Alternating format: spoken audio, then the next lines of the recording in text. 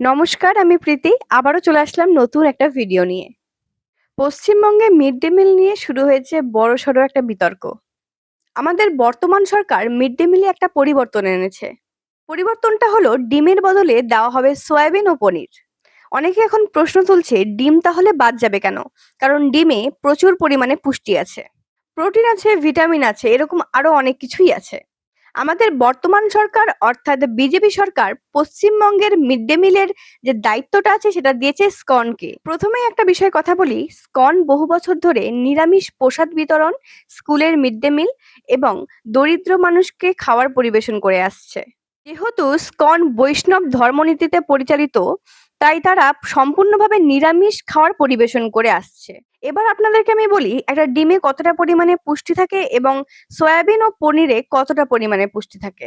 একটা মাঝারি সাইজের ডিমে 6 থেকে 7 গ্রাম প্রোটিন থাকে, vitamin B 12, vitamin D, iron থাকে এবং 50 গ্রাম সয়াবিন বা পনিরে থাকে 10 থেকে 13 গ্রাম প্রোটিন।